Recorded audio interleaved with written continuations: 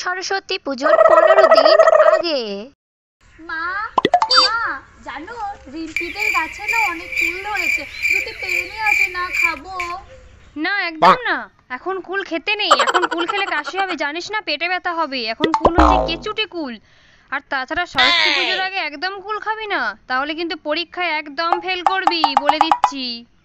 আচ্ছা খাবো না তাহলে, ঠিক আছে নাও। বেশ কিছুদিন পর।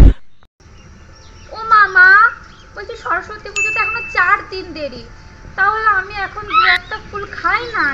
হবে না, খাই না মা, খাই না। একটা কথা কতবার বলতে হয়? একবার বলে বুঝতে পারিস না? সরস্বতী পুজোর আগে কুল খাওয়া চলবে না বলেছি না? দূর, বাড়িতে তো কুল খাওয়াই যাবে না।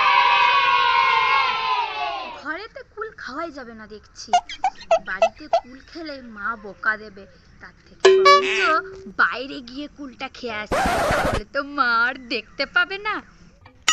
রিম্পিদের গাছেই চলে যায়, কুলটা পেরে নিয়ে আসি বাবা, যায়। গাছ থেকে তো কুলগুলো পেরেই নিয়ে এলাম, এরপর খাওয়া যাবে। আগে একবার দেখে নি চারিধারে কেউ আছে নাকি।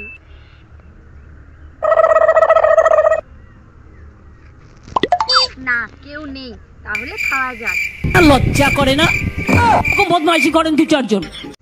লজ্জা কেন লাগবে? আমি তো জামা পরে আছি।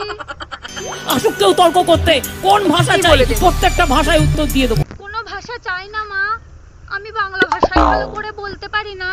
আবার না বাবা থাক, আমি কুল খাবো না।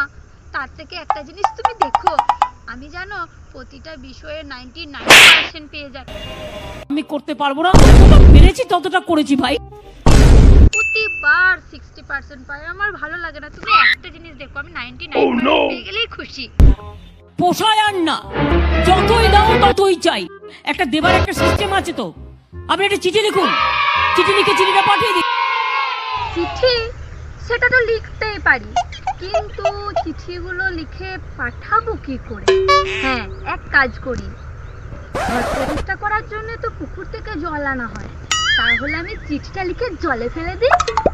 মহা মুশকিল ভাই, আমি কিন্তু অ্যাকশন নেবো, আমি বলে দিচ্ছি।